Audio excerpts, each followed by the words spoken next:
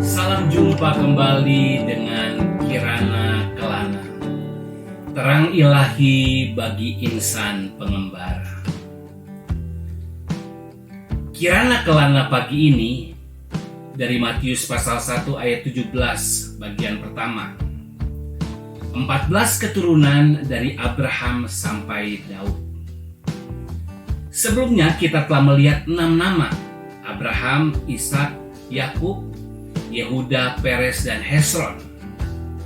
Lewat kitab Kejadian kita belajar bagaimana Allah memanggil umat masuk dalam perjanjian dengannya, dan selanjutnya mereka mewariskan warisan iman kepada penerusnya. Nama selanjutnya adalah Ram dan Aminadab. Periode waktu kedua nama ini selama 430 tahun. Ini adalah masa perbudakan di Mesir yang membawa kita pada kitab Keluaran. Ram sebetulnya putra kedua dari Hesron. Putra pertama adalah Yerahmeel, 1 Tawarik 2 ayat 9. Namun Ram terdaftar dalam silsilah Yesus Kristus. Sesuai dengan nama Ram berarti diangkat dengan tinggi. Dalam silsilah Lukas, nama Ram ialah Arni yang berarti tempat yang tinggi. Bagaimana agar manusia dapat ditinggikan, dimuliakan oleh Allah?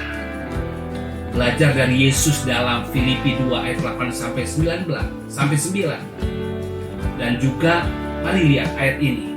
Dan dalam keadaan sebagai manusia, ia telah merendahkan dirinya dan taat sampai mati, bahkan sampai mati di kayu salib.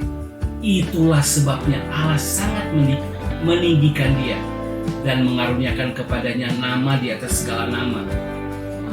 Itulah yang dikatakan juga oleh Petrus dalam 1 Petrus 5 ayat 6. Karena itu rendahkanlah dirimu di bawah tangan Tuhan yang kuat, supaya kamu ditinggikannya pada waktunya. Siapa yang merendahkan diri, dia akan ditinggikan. Aminadab adalah ayah dari Eliseba dan Nahason. Keluaran 6 ayat 22. Eliseba menjadi istri imam besar Harun. Harun adalah kakak Musa. Nahason adalah kepala suku Yehuda. Lihat Bilangan 1 ayat 4 dan 7. Ini suatu pelayanan yang luar biasa, suatu agung, posisi yang luar biasa. Sesuai dengan nama Aminadab yang berarti umatku adalah agung. Nah, menarik diperhatikan di sini, Hesron dan Ram tercatat dalam rombongan Yakub sewaktu pindah ke Mesir. Sementara Aminadab, ayah Eliseba, istri Harun, dan Nahason yang menjadi kepala suku Yehuda, waktunya itu waktu mereka keluar dari Mesir. Jadi ada rentang waktu 430 tahun di antaranya. Kita sudah mempelajari bahwa ada nama-nama yang dihapus di periode ini. Periode ini adalah masa orang Israel di Mesir. Bagaimana sesungguhnya keadaan orang-orang Israel di Mesir? Dan bagaimana mereka bisa kembali ke tanah Kanaan? Untuk mengerti hal ini, kita dibawa untuk mempelajari kitab Keluaran dan kitab Musa lainnya. Ada 5 kitab yang ditulis Musa, disebut Pentateuk. 5 kitab. Orang Yahudi menyebutnya Torah. Dari Kejadian sampai dengan Ulangan. Secara garis besar, Pentateuk menuliskan sejarah bangsa Israel, asal-usulnya, dari mulai dipanggilnya Abraham dan beranak pinaknya Israel. Ya, Kejadian. Kemudian bagaimana mereka keluar dari Mesir. Lahirnya bangsa ini di Sinai. Perjalanan mereka sebagai bangsa pilihan Tuhan. Lihat kitab Keluaran dan Imamat. Berikut soal pergumulan iman mereka, ketidakpercayaan dan ketidaktaatan mereka. Lihat kitab Bilangan. Dan persiapan untuk memasuki dan menaklukkan tanah perjanjian. Lihat kitab Ulangan. Sekarang mari kita lihat kitab Keluaran dan Imamat sedikit lebih dalam. Kitab Keluaran, bahasa Inggrisnya Exodus, berasal dari bahasa Yunani ex dan hodos. Ex artinya keluar dan hodos jalan. Jadi artinya jalan keluar. Kita dapat makna ganda dalam kitab Keluaran. Itu bicara secara sosial dan juga secara spiritual. Secara sosial mengandung makna munculnya suatu bangsa baru, Israel. Lewat kitab Keluaran, oleh kedaulatan Tuhan, Israel menyatakan kemerdekaannya secara politis sebagai sebuah bangsa. Itu sebabnya sampai hari ini perayaan Paskah selalu mereka peringati sebagai tindakan Tuhan yang perkasa atas bangsa Israel. Di aspek spiritual, bangsa Israel menjadi mengerti bahwa Tuhan mereka melebihi segala dewa Mesir. Dialah Tuhan pencipta mereka dan juga Tuhan penebus mereka. Bahkan mereka menjadi mengerti Dialah satu-satunya Tuhan yang benar. Lebih jauh lagi, Tuhan itu menyatakan dirinya bukan hanya secara formal, El Shaddai, yang Maha Kuasa, namun Dia memperkenalkan dirinya sebagai Yehovah, yang artinya yang ada itu, dengan maksud mau berhubungan dengan intim dengan umatnya.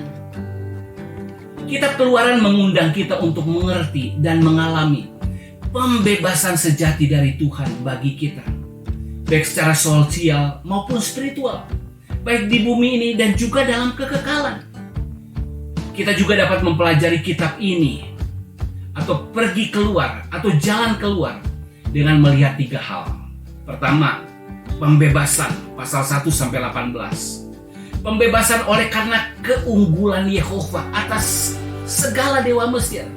Kita melihat bagaimana kuasa tangan Tuhan nyata membebaskan umatnya.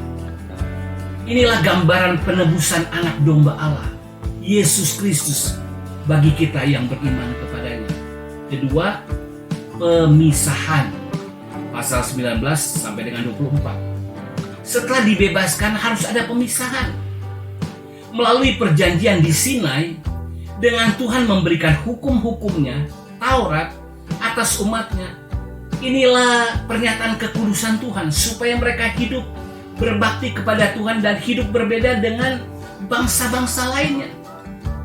Setelah melihat kuasa tangan Tuhan, biar kita menyadari kekudusan pikiran Tuhan. Dan ketiga, persekutuan pasal 25 sampai dengan 40. Tuhan bukan hanya ingin menyertai perjalanan mereka, namun Tuhan ingin tinggal bersama di tengah-tengah mereka. Kalau kita sudah melihat kuasa tangan Tuhan, menyadari kekudusan pikiran Tuhan, biarlah sekarang kita memahami dan mengalami kasih dari hatinya Tuhan. Persekutuan yang intim dengan Tuhan. Inilah makna kemah suci yang sebenarnya. Ingat, kita adalah bait sucinya, rumah Allah. Ingat visi, kota di atas bukit, kota Yerusalem baru. Sekarang kita masuk kitab Imamat. Begitu banyak orang berusaha menghindari membaca kitab Imamat karena sukar untuk dimengerti dengan sekilas baca. Kitab Imamat memang tidak cukup hanya dibaca, tetapi harus dipelajari. Ketika dikatakan harus dipelajari, itu menuju kepada posisi orang yang mempelajari dan posisi kitab Imamat dalam kitab Pentatuk dibandingkan kitab lainnya. Kita lebih lihat dahulu posisi orang yang harus mempelajarinya. Untuk itu mari baca kitab Imamat pasal 1 ayat 1. Tuhan memanggil Musa dan berfirman kepadanya dari dalam kemah pertemuan. Perhatikan, di sini Tuhan berfirman begitu dekat dengan Musa dari dalam kemah pertemuan. Sebelumnya di kitab Keluaran, Tuhan berfirman dari jauh, dari gunung yang sedang menyala, Gunung Sinai. Lebih jauh lagi kalau kita kembali ke kitab Kejadian, Tuhan berbicara dari langit, dari surga. Ingat lagi kitab Keluaran. Mulanya kita harus mengalami pembebasan dari dosa dan dunia. Kemudian kita harus memisahkan diri dari dunia, supaya kita dapat bersekutu dengan Tuhan. Bagaimana sesungguhnya menjadi intim dengan Tuhan? Itulah isi kitab Imamat. Kitab Imamat adalah bagi mereka yang memposisikan diri, mau dan berusaha untuk intim dengan Tuhan. Di manakah posisi saudara? Posisi dan hubungan kitab Imamat sendiri dalam Pentatuk adalah seperti sebuah pusat. Kalau kitab Kejadian berbicara yang sangat umum, segala bangsa, alam semesta, sedangkan kitab Keluaran bicara tentang sebuah bangsa, bangsa yang khusus, bangsa Israel, maka kitab Imamat bicara lebih spesifik. Para imam di dalam bangsa Israel, siapa dan bagaimana melakukan keimaman, bagaimana berhadapan dengan Allah dan menjadi pengantara dalam penyelamatan Allah kepada manusia, bagaimana memiliki hubungan yang benar, suci dengan Tuhan. Kemudian para imam ini harus mengajar bangsa Israel. Itulah pesan di kitab Bilangan. Dan nantinya harus membawa pesan ini kepada bangsa-bangsa. Itulah pesan dalam kitab Ulangan. Tadi sudah dikatakan Tuhan berfirman dari dalam kemah. Kita juga dapat mempelajari kitab Imamat dengan menyadari keberadaan dua kemah. Ada kemah sembayang, namun ada perkemahan orang Israel. Sebagaimana ada aturan dalam kemah sembayang, bagaimana manusia berhubungan dengan Tuhan, itu kita pelajari dalam pasal 1-10. Demikian juga di dalam perkemahan orang Israel, ada aturan bagaimana manusia berhubungan dengan sesama dan lingkungannya. Kita lihat itu di pasal 11 sampai dengan pasal 27. Pertanyaan sekarang, di manakah posisi saudara? Apakah saudara hanya sibuk berada di perkemahan dengan sesama? Bagaimana dengan kemah sembahyang saudara? Haleluya, Tuhan Yesus memberkati.